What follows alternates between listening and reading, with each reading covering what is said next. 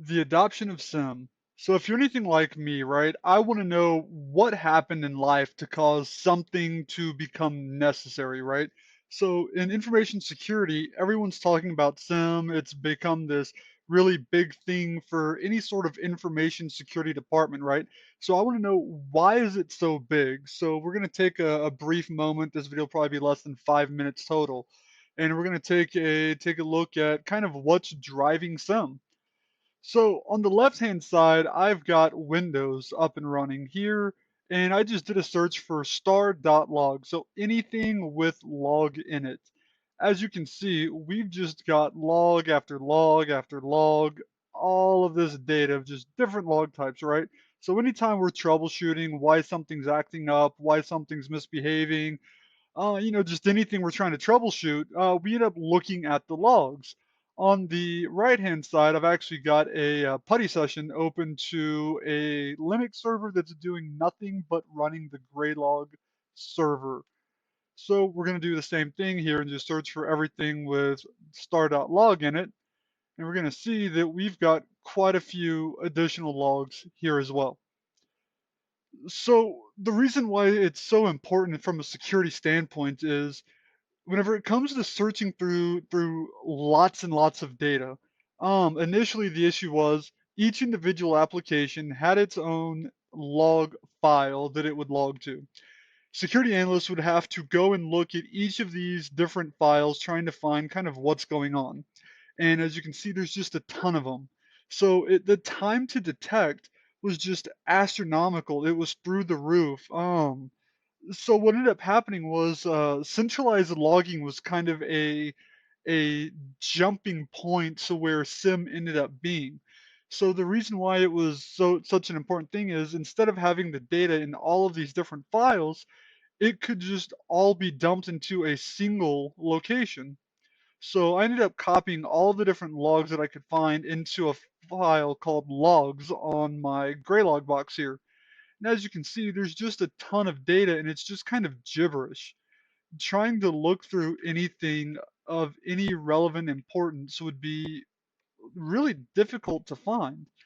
And that's pretty much what happened with centralized logging. Was you have application logs, you have service logs, you have audit logs, you have all these different types of data points, and just dumping it all into a single location with different structures. You'll see like some of these here are just straight one-liners, log manager, logs loading complete.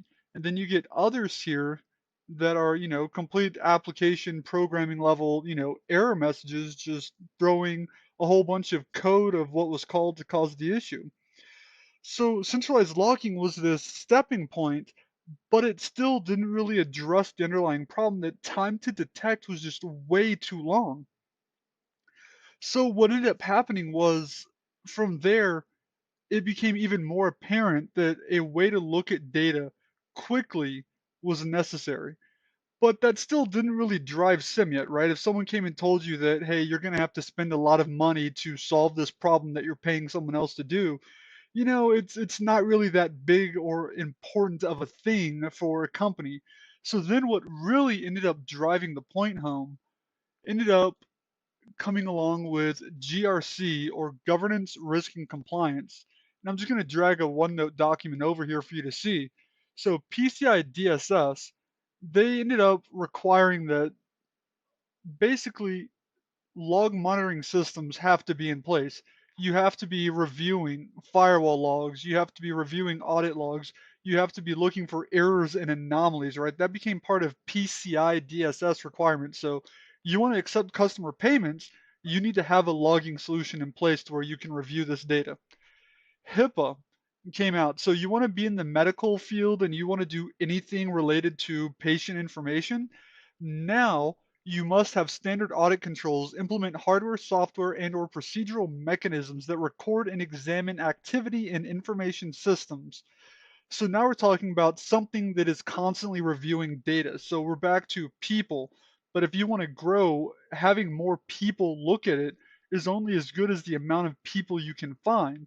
And you can't hire an army of people to look at data. So again, technology comes in to answer that problem. Sarbanes-Oxley. or SOX as most people have heard it.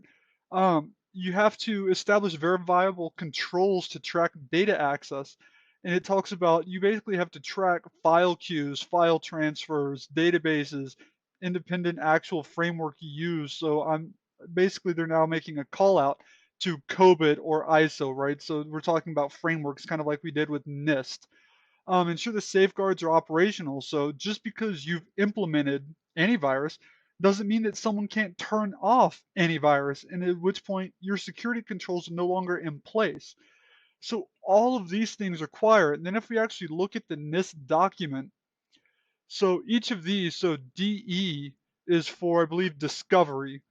And here we're talking about AE1, which is actually a sub point. I can never remember what all of them are, but it makes call outs to different frameworks. So CIS CSC, sections 1, 4, 6, 12, 13, 15, 16, all of those go into detect.ae1. So now government and regulations are coming into play saying, hey, if you want to be allowed to do certain things for certain types of businesses, you're going to have to adhere to this long plethora of just different, like I called it earlier, alphabet soup of regulations. And again, it becomes very overwhelming. So then all of a sudden we go from there, and the time to detect starts getting shortened by having all of this data come into this single pane of glass, the SIM, where you can look at all of the different things across the board for your organization. So that really is what stands out and why SIM is so important, and really what drove the adoption of SIM.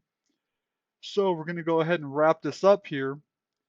So the adoption of SIM, you should now know that log data was existing in way too many different locations.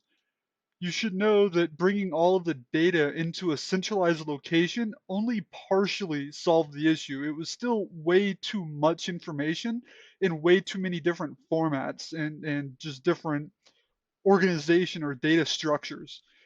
So the time to detect was, like I said, it was shortened with centralized logging, but it was still unfeasible for real-time detection, right? Again, just too much data.